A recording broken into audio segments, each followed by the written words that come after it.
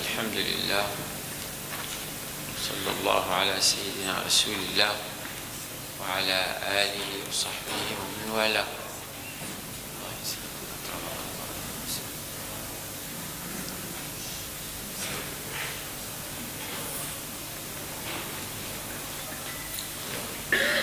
وبعد، فلا نزال مع هذه الحكم المباركة النافعة التي تجمع بين وحي الكتاب وهديه وبين سنن رسول الله صلى الله عليه وسلم في الشؤون المتنوعة، العلاقة بيننا وبين مولانا جل جلاله، العلاقة بيننا وبين الخلق، ومع أخلاق علية، أخلاق هؤلاء الصالحين وأحوال المقربين، نفعنا الله بهم وجمعنا على محبته، لنتقارب ونجتمع إن شاء الله على ما يحب ربنا ويرضى.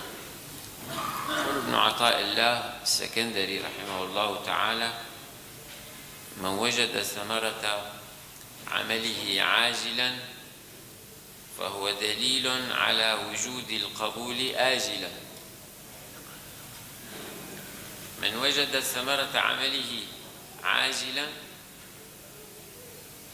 فهو دليل على وجود القبول آجلا. اللهم اقبلنا يا رب العالمين، وأرنا علائم القبول منك لنا يا أكرم الأكرمين. فمن هذه الثمرات التي يجنيها هذا المقرب وهذا المقبل على الله سبحانه وتعالى بصدق ما يجده من حلاوة الطاعة، ما يجده من الأنس بالله جل جلاله، يجد أنسا ويشعر به بما لا يقدر على وصفه. هذا الأنس الذي يعيش في بحبوحته، في رغد عيشه، كيف يستطيع أن يعبر عنه؟ هذا الذي يتكلم عنه الصالحون، والله لو يعرف أو يشعر الملوك بما نحن فيه لا جالدون عليه بالسيوف. لو يعيش معنا شيئا من طيب هذا العيش لا جالدون عليه بالسيوف. فالعيش الهني بحق هو عيش الصالحين، هو عيش المقبلين على الله بقلبهم وقالبهم، يشعرون أنهم في معية غالية، هم مع رب العالمين. كيف يكون من هو مع ربه إذا كان الإنسان مع من يأنس به من بني جنسه، يشعر بأنس يغمره، يستبد بقلبه فيطربه؟ فكيف لو شعر الإنسان أنه بين يدي رب العالمين مقبل عليه، يعتني به، يجلل بكلاءته، ما هذا الحبور، ما هذا السرور الذي يكون فيه، شيء لا يقدر على وصفه. ومن هنا قالوا: من وجد الله ما فاته شيء، ربح كل شيء. ومن فقد ربه قد خسر في الحقيقة كل شيء. ماذا ربح من فقد ربه؟ ماذا ربح من خسر ربه؟ وماذا خسر من ربح ربه؟ وربح في الحقيقة كل شيء.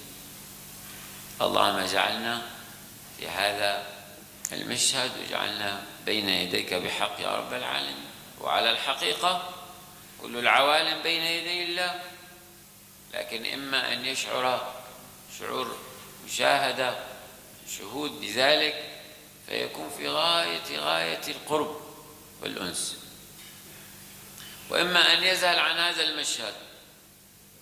وعلى الحقيقة هكذا كل العوالم بين يدي الله ولا يخرج شيء عن سلطانه ونظره، لكن إما أن تكون أنت في شعور بذلك، شعور تحنن وتودد منه إليك، فهذا في غاية السرور، وإما أن يكون زائلا عن ذلك فمحروم من هذا المعنى.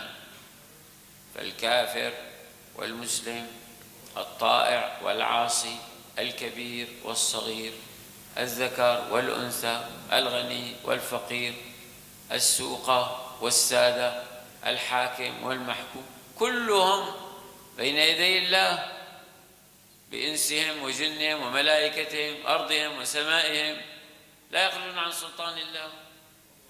لكن من يعيش الأدب مع الله وأنه في هذا القرب وهذا المشهد هو الذي تتعجل له الخيرات ويجني تلك الثمرات. نسأل الله أن يذيقنا هذا المعنى وأن يجعلنا في بحبوحة طيبه. يقول عتبة الغلام رضي الله عنه: كابدت الليل 20 سنة ثم تنعمت به 20 سنة. أنا كنت أخالف نفسي وأغالبها حتى أقوم أترك لذة الفراش وأقوم بين يدي ربي. كنت أتعب، أجد من ذلك كلفة، لذلك اسمه التكاليف، لأن لها كلفة، لها مشاق، وبخاصة بليالي الشتاء مثلا، هل هي كليالي الصيف؟ فهذا الذي يترك فراشه ويترك لذة منامه من أجل ربه، فهذا لا شك له كلفة عليه. لكن بعد ذلك صار لا يهنأ إلا به ولا يفرح إلا به، وينتظر الليل من أجل ذلك. ما قالوا كل يغني على ليلى، فهذا ليله من أجل يصالح مع ربه، واحد ليله من أجل شهواته، من أجل سكره والعياذ بالله، من أجل مجونه، فهو ينتظر الليل من أجل ذلك. وقال بعضهم قال: أنا ما عكر علي من 20 أو 40 سنة إلا قيام الفجر أو طلوع الفجر، لأنه لما يطلع الفجر تنتهي هذه الرحلة الماتعة وهذا العيش الهني مع ربي. أنا مع الله أناجيه وأتململ بين يديه وهكذا. وهذا أيضا الذي يقول ثابت البناني رضي الله تعالى عنه: كابدت القرآن 20 سنة وتنعمت به 20 سنة. أيضا الأول كان يتعب في شأن القيام حتى ذل له وهان عليه وصار يطرب به بعد ذلك. وهذا أيضا بالنسبة للقرآن، سنين وهو كابد ويتفكر ويتدبر، ثم بعد ذلك صار عنده حال القراءة والأنس في رياض القرآن. شأن كبير، شأن كبير. يعني إذا أراد أن يسر عنه وأن يخف عنه نعم ما يثقل على الناس، يفتح كتاب ربه ويدخل في هذه الروضة، بل روضات، فينعم به غاية النعيم ويأنس به غاية الأنس. أنت لما تقرأ القرآن تقرأ أشرف كلام، تقرأ أعز كلام، تقرأ أغلى كلام، تقرأ أقدس كلام، نعم بأشرف كلام، كلام الله. كيف واحد إذا كان يقرأ كلام محبوبه من أهل الدنيا فهو في غاية السرور، في غاية التلذذ، فكيف إذا كان هذا الكلام الذي يقرأه كلام رب العالمين الذي لا يشهد له منعما سواه، لا يشهد خالقا له سواه، لا يشهد من يكلأ في الليل والنهار سواه فيناجي بكلامه. كيف يكون هذا؟ ما يستطيع أصلا. واحد منهم هؤلاء كان يقرأ القرآن فيشعر أن شيء مثل العسل يدخل في الجوف، يتحلب من الفم إلى الجوف، عسل صافي. قال أنا كنت في رمضان ما أستطيع، أخشى أنه هذا يعني يفطرني. عجيب، إيش تتكلم؟ لا، مثل ما عم إلا أنا عم بشعر عسل يدخل جوفي، فكنت أنتظر الليل حتى أقرأ القرآن. أحوال عجيبة، هو في لذة غامرة عجيب وكأنه يشرب العسل. فأنت تقول هذا يمكن يبالغ، هكذا صار معه. أنت قرأت بصدق وبحق كما يقرأ، وهكذا شؤون عجيبة بعضهم في القرآن. ربما قام الليل كله، طول الليل يكرر آية. هذا يمثل يعني عم يمثل على مين؟ ممكن ما يمثل على مثلي ومثلك، لكن كيف لا داعي لأن تأتي هذه الكلمة أصلا، لأنه هو في الليل لا يرى إلا الله، وقال أنا والله طول الليل ما استطعت أتجاوز هذه الآية يكرروا. إن الذين آمنوا وعملوا الصالحات سيجعل لهم الرحمن ودا، يعيده، الله يواده، الله يكرمه، الله يلقي عليه كنفه ويعيده ويلتز بها ويرد يعيده، ويطرب بها ويرد يعيده وهيدا ويترقى في درجاتها وينعم بخيراتها ويرزق من عطاياها وهكذا. فلا تعجب، ومن ذاق عرف، من عرف غرف. فهو يكرر طول الليل ذلك. وهذا اللي قال كنت أقرأ القرآن فلا أجد له حلاوة حتى تلوته كأني أسمعه من رسول الله. بعد مدة صار أمر آخر. قالوا إنما العلم بالتعلم والحلم بالتحلم شيء فشيء، هكذا حتى يأتي إلى بدايات المطلوب، ثم يزيد فيه الصدق إلى أن يدخل روضة الصادقين، ثم يزيد وإذا به صار من أرباب هذا المقام، ثم يزيد ويزيد حتى يصير كله صدق، كله قرب، كله خشوع، كله محبة، كله أنس. ثم رفعت إلى مقام فوقه،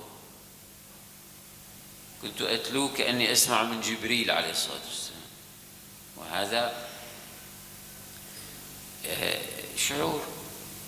يعني واحد يقول له أنت يعني عم تقول أنك صرت أفضل من النبي، ما حد يقول هذا، بس إكرام الله له كما أكرم جبريل بكلامه، ثم أخذ نبينا صلى الله عليه وسلم عن سيدنا جبريل، فهو يشعر بهذا المعنى العظيم، يسمعه وكأنه في هذا الحال. ما يقول ينزل عليه القرآن، ثم هكذا وإذا به كأنه يخاطبه ربه.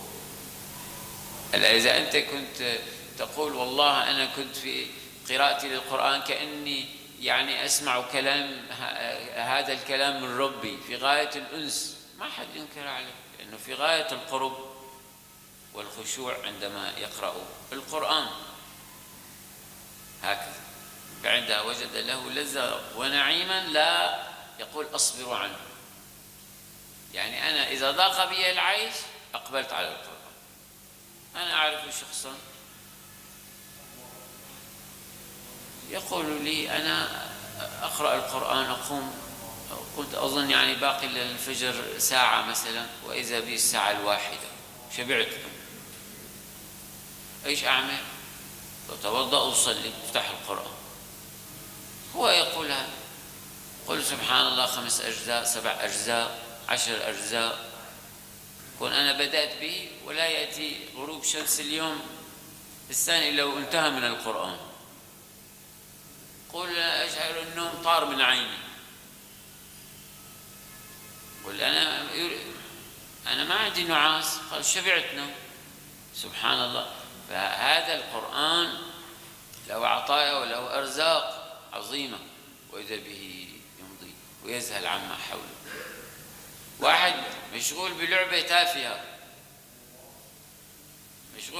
تافهة وإذا به مشدود إليها كالكرة مثلا، عند هؤلاء الذين يعرفون حرمة الأوقات، يضيعون ساعة وساعتين وأسبوع وأسبوعين دوري، ومشغول بالكرة، زاهل عن طعامه وشرابه وعن منامه، وزاهل حتى عن دخول والده وخروج أمه، ومشغول بالكرة. موجود أو غير موجود؟ واضح أو غير واضح؟ ملاحظ أو غير ملاحظ؟ كلنا نرى، فما حد ينكر عليه. قل دخل أبوك وخرج وكلمك قال لك أخذ الغرض من المكان الفلاني، عجيب، أبي دخل وكذا، نعم، لكن هو كأنه في فناء عما حوله. هذا المقام اللي يتكلم عنه الصالحون، قل والله فناء، ما هو فناء يعني هو تلاشى، ولكن هو كأنه فني عمن حوله، ما يشعر به، مأخوذ لأنه يحب هذه الكرة، صار معها. كذلك إذا كان عنده جراءة على الاسم وتعرف على أجنبية عنه، قال والله هو يحبها، وصار معه أشياء نحوه ولا يشعر بما حوله. فهكذا صورة تقرب الأمر. هكذا شأن الصالح عندما يقبل على طاعة من الطاعات، فإنه يغمر بنورها وتأتيه من خيراتها وأرزاقها حتى يكون له هذا الحال. الله. يقول أبو تراب رضي الله عنه من أكابر السادة الصوفية: إذا صدق العبد في العمل وجد حلاوته قبل أن يعمله، وإذا أخلص فيه وجد حلاوته وقت مباشرة العمل. فيجد الحلاوة في طريقه إليه، فكيف إذا غمر بنورها؟ يقول النبي صلى الله عليه وسلم لسيدنا بلال: يا أرحنا بها يا بلال. الآن نريد نرتاح، أذن، نريد الآن ندخل في حضرة الله. كم من فرق بين هذا اللي يشتاق للصلاة ليأنس بها، وبين شخص يريد أن يصلي ليلقي عن كاهله أمر الصلاة وأما الفريضة. فرق كبير. فمن وجد مثل هذا في عبادته فليبشر بأن هذا يدل على أنه قد قبل. قال الإمام: من وجد ثمرة عمله عاجلا فهو دليل على وجود القبول آجلا. يعني مما عجل له من البشائر، قال له أنت فرحت بها، أنست بها، تدخل فيها بشوق، تود أن لا تنقضي، علامة على القبول. علامة على القبول. تجد واحد متضجر، شوف هذا أخواننا المؤذنين والأئمة وغيرهم، تجد الصلاة أخر موعد الإقامة كذا، قال صار 1.5 دقيقة، فايت 1.5 دقيقة. يا أخي بين الأذان والإقامة لا يرد الدعاء. طيب دخلوا في وقت الصلاة، دخل في الوقت وأقيمت الصلاة في الوقت، وإذا به زاد 4 آيات مثلا، زاد 4 آيات. اليوم طولت علينا. 4 آيات كم كان مقدارها؟ لا يأتي 10 معشار ما يصرف على الأجهزة هذه. فهذا والله لو كان يأنس بالصلاة ربما لو زاد 4 صفحات ما يشعر، يعني في أنس كبير. وهكذا هناك فرق كبير بين من يقوم بالأمر لينتهي منه، بين من يعد العدة وهو في شوق ليأتي هذا الوقت. إنما يتقبل الله من المتقين فالمتقون هم أمثال هؤلاء الذين يقبل عمل أحدهم وتتعجل له ثمراته في الدنيا قبل البرزخ والآخرة. الله. فوجدان ثمرات الطاعات عاجلا بشائر العاملين بوجود الجزاء عليها آجلا.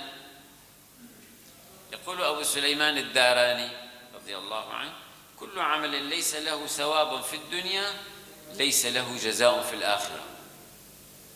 عجيب. يعني أنت إذا ما رأيت آثار الثواب في الدنيا فليس لك حظ من الأجر في الآخرة. فهذا هو المعنى. المراد ليس الثواب أن يخطر بالبال أنه لابد مثلا أن يجد ثمرة ما دعا لفلان فما وجده يصلي بعد الاجتهاد في دعوته للصلاة، ما وجده يصلي، لا يعني أنه غير مقبول بدعوته لأنه ما وجده يصلي بعد هذا التعب. لا، المراد مثل هذا الذي كنا فيه، ثمرات كالأنس والإقبال والشوق أن لا ينتهي والمحبة لذلك والدعوة لهذا وإيثار على كل شيء، هذه ثمرات. ولذلك قال الحسن رضي الله عنه، حسن يعني البصري: تفقدون الحلاوة في ثلاث، فإن وجدتموها فأبشروا وامضوا لقصدكم، وإن لم تجدوها فاعلموا أن الباب مغلق. عند تلاوة القرآن، وعند الذكر، وعند السجود. وزاد غيره: عند الصدقة وبالأسحار. ميزان، ضوابط دقيقة جدا. قال هذه مواطن إذا وجدتم فيها الحلاوة فاعلموا أنكم من المقبولين، إذا ما وجدتم فيها حلاوة ورغبة للمزيد فاعلموا أنكم من المحجوبين والعياذ بالله. عند تلاوة القرآن هل في محبة وهل في سرور وهل في شوق للمزيد؟ هذا علامة على القبول. واحد أخذ جزء من القرآن، أحدهم توفي فوزعوا ختمه، فصار كأنه نوع من كما يقولون الخجل، وقع عليه جزء. عجيب. بعد ما وقع عليه الجزء بعد مدة قال: مين يأخذ مني هذا الجزء لأني أنا إلى الآن ما قرأت. عجيب. أنت مسلم وبعد مدة ما انتهى جزء، ينتهي بثلث ساعة، لكن كم تتفرغ للشهوات، كم تجلس على الطعام. شوف مشروع غداء، مشروع عشاء، يجلسون مدة، ثم يتفننون فيما بعد العشاء وما بعد الغداء، وهذا يريد جزء. قال: مين يأخذ عنه؟ سبحان الله. إذن أي لذة هو عنده في قضية قراءة القرآن؟ بعيد، ليس من أهلها، لا حول ولا قوة إلا بالله. كذلك عند الذكر ما يجد اللذة وما يجد السرور وما يجد الإقبال على الله سبحانه وتعالى بمعاني هذه الأذكار، فدل على جفوة وحجاب، وعنده ثقل، وقد يكون قد غطى على قلب الران والعياذ بالله. كذلك في السجود لا يشعر بأنه قريب من الله، وهو أقرب ما يكون فيه إلى ربه، لا يشعر بأي قرب من الله. فإذا كان الوقت اللي هو مظنة أن تكون أقرب ما تكون إلى الله لا تشعر بالقرب من الله، متى تشعر بالقرب من الله؟ متى يقرب من الله؟ كذلك عند الصدقة، وكذلك عند الأسحار. هذا السحر من أجل وأثمن الأوقات، للشعور أنك بين يدي الله. فإذا واحد عند السحار عم يفكر شو بده ياكل، شو بده يتغدى، من قبل الفجر عم يفكر بالأكل، وأين أنت من شرف هذا الوقت؟ أين أنت من عزة وجلال وقدر وحرمة هذا الوقت؟ فإذن هذه المواطن مواطن يعرف بها الناس. قيل لبعضهم: هل تعرف الله؟ فغضب على السائل قال: أتراني أعبد من لا أعرفه؟ غاية ما نسمع رب، نعبد صنما لا يعلم ولا يسمع ولا ينطق. فقال له: أو تعصي من تعرفه؟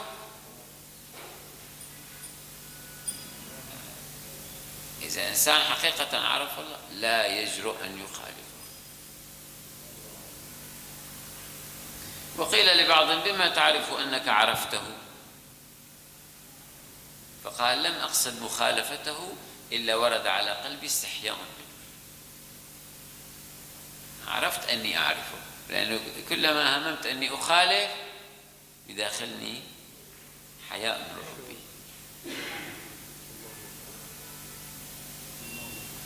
لذلك قال إسماعيل بن جيد رضي الله عنه: التهاون بالأمر من قلة المعرفة بالآمر، فإن العصيان في حال العرفان بعيد. ما أحد يخالف ويقع في المعصية ويركب الكبيرة ويتجرأ إلا بيكون في تلك الساعة ذاهل عن ربه، في غفلة عن مولاه، فوقع فيما وقع فيه. وإلا إذا كان يستحضر أن الله يرى ما يتجرأ، ما يتجرأ، أي واحد ما يتجرأ.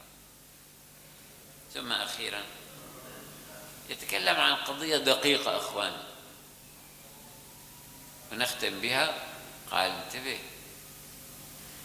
لا يكن همك هذه الحلاوة وهذا الأنس الذي تكون فيه أثناء الطاعة أو بعد الطاعة، فأنت عابد لربك وليس عابد لذة أو حلاوة. فبعض الناس يكون متأثر بذلك ومشغوف به وصار كأنه همه ذلك. أنا ينبغي أن يكون همي أن الله قبلني أو ما قبلني، وإذا حصل مثل هذا لا أتعلق به على أنه إذا انتهى الأمر، لا، أنا ما مشغول بهذا، هذا كله مما يأتي في طريق العبادة، وإنما أنا همي وقصدي وغاية طلبي أن يرضى عني مولاي. أنا أفعل هذا الفعل لله، ويكون هذا قصدي وهذه إرادتي، ولا أقف عند هذه اللذة وعند هذه الحلاوة وأتطلب ما بعدها. فأنا أسلك إلى ربي وأقوم بهذه العبادة، وجدت شيء من ثمراتها أو لم أجد. لذلك من هنا قال الواسطي رحمه الله ورضي عنه: استحلاء الطاعات سموم قاتلة، يعني وقوف عندها. مثل الإنسان يقول: أنا أقوم مثلا عند السحر من أجل ما أجده من لذة، هكذا مشغول باللذة. لا، يكون همك أن هذه عبادة وتستحضر أنها طاعة، وأن هذا يحبه الله سبحانه وتعالى، وأن هذا واجب العبد نحو مولاه سواء وجد أثرا أو لم يجد أثرا. فنسأل الله سبحانه وتعالى أن يوفقنا لطاعته، وأن يجعلنا ممن يقرب ويجني مثل هذه الثمرات، وأن يزداد إقبالا على مولاه. ونسأله سبحانه وتعالى أن يعرفنا بهذه النعمة، وأن يزيدنا من شكره، وأن يزيدنا من القرب عليه نحوه، وأن يجعلنا ممن يستمع القول فيتبع أحسن. نسألك يا مولانا بحرمة هذه الطاعات التي تكون عند الصالحين، وبحرمة هذه القربات عند المقربين، بحرمة هذه الأحوال الطيبة عند الطيبين، أن تفرج عنا وعن المسلمين، تلطف بنا وبالمسلمين، وأن تكرمنا بما تكرم به عبادك الصالحين. لا تجعل فينا ولا معنا شقيا ولا محروما ولا محجوبا. اللهم لا تجعل فينا ولا معنا عاقا لوالديه ولا قاطعا للرحم ولا متجرئا على الحرام. ونستغفرك للمؤمنين والمؤمنات، نستغفرك للمؤمنين والمؤمنات. اللهم أعنا على ذكرك وشكرك وحسن عبادتك، وزدنا من فضلك العظيم يا ذا العرش العظيم. آمين آمين. صلى الله على سيدنا محمد والحمد لله رب العالمين. الفاتحة.